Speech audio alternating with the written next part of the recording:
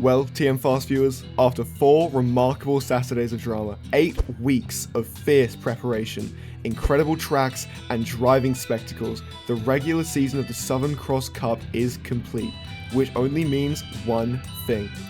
The playoffs are ultimately upon us.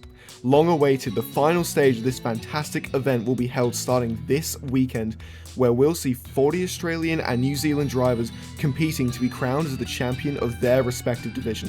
But before we get to the players, we have to talk about the key points and crucial sections of the crazy tracks that they'll be driving on, so that you know what to look out for as you're watching along.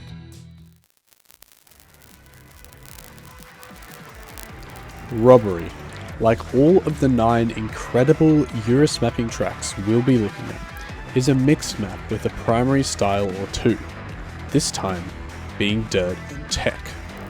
The key section to keep your eyes peeled for is the ending 15 seconds, starting with a tight uphill chicane which has already claimed the lives of many drivers.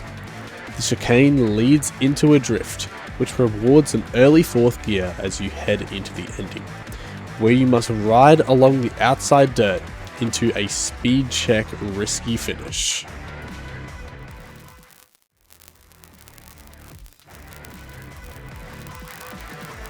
Virtuoso is next on our list with an infamous style, Ice.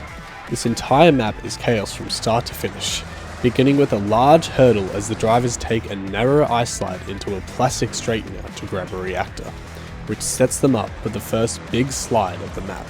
But the madness really unfolds in the ending. The car must perform 2 full 70-degree wraparound slides, first lining up to get around the flagpoles into the final checkpoint, then the other around the hole into the floating bobsleigh finish block.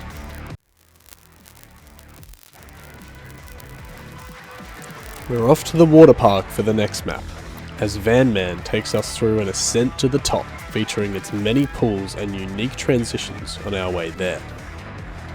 Out of the starting 20 seconds, the drivers jump into a pool, grab a reactor and head up the mesmerizing wet wood and bug slide tower, trying to straighten out and hold speed into the dirt as we come up to the notorious water wall ride, where you can bounce and get sent flying out of the track.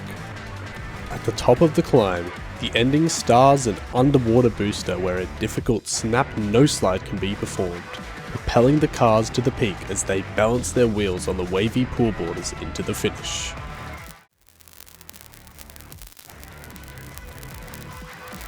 Ivory is quite the mixed bag of styles, with dirt, grass, plastic and wood all featured prominently, but this map is most known for 2 key parts. The first starts as the drivers enter a pool then jump onto the wood with wet tyres, where the tightest line is the best to crucially hold 3rd gear and zoom onto the grass, the exit of which has a possible no-slide on the outside turn, leading into a wood fling onto the plastic as we come up to the legendary Ivory ending. Famed for its difficulty, it forces the players to barely hold grip as they take a leap of faith into the finish below.